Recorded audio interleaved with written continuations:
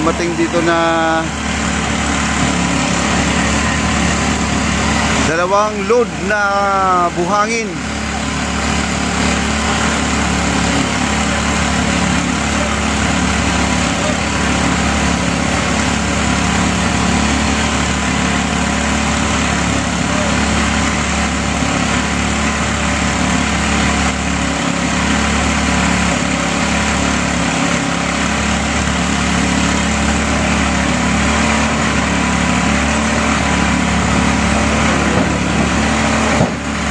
Dalawang load. Pero may bato pa to guys, may bato. Dalawang truck po, dalawang truck na mini truck.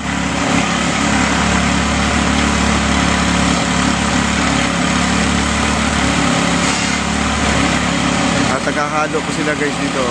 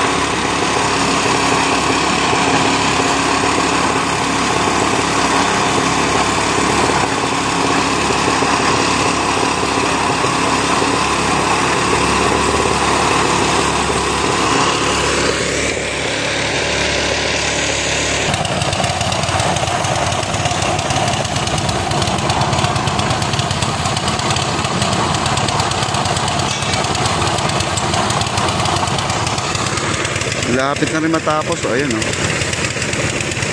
Sunod-sunod na po ito guys. Bukas pagbalik natin meron na to.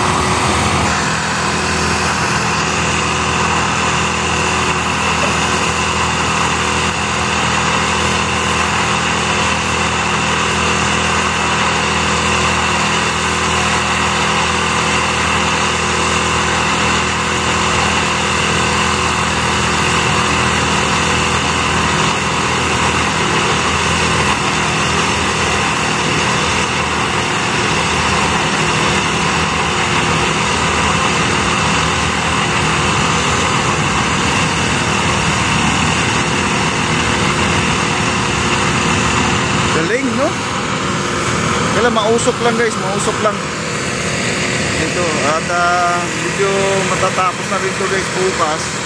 Pagbalik natin dito, mag-ano na lang sila yung masilya. Tapos mag-ano na sila yung bibinaan na po nila yan ng magaspang.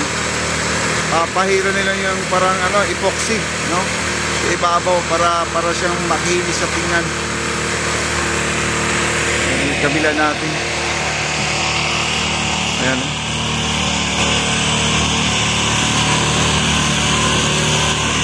Ayan ang ating mga DENR, DERC mo. Ito po yung nagdadampot ng mga water lily natin, no? At wala silang pasok na yun, no? Marami pa nakasampa dyan ng mga water lily, guys. Umuwi na sila. At okay, dito na po tayo sa update.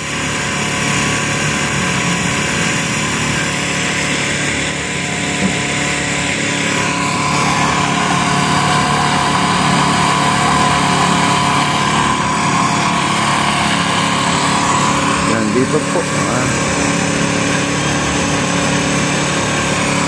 Grabe guys, ang ganda na talaga itong nung ating Loton area. Kasi nilagyan na po nila ng mga baluster, guys, no? Nilagyan na nila ng baluster ngayon.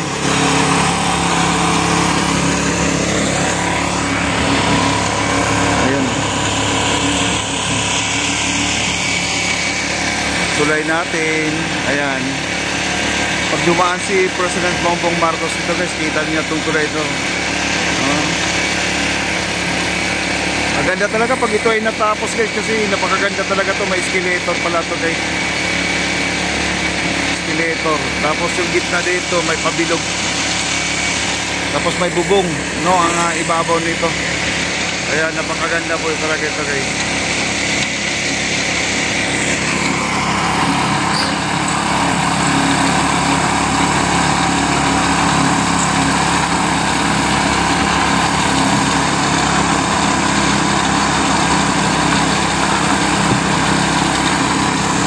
Dami ng buhangin ngayon, sigurado na matatapos to ngayon. Ngayong gabi.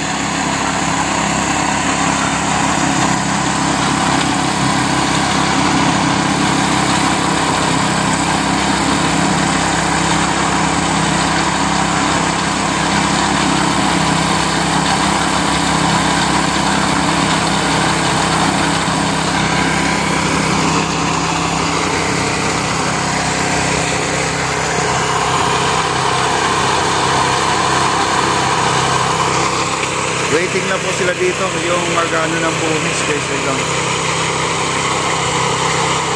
Grabe, dating squatter, ngayon naging pasyalan na po.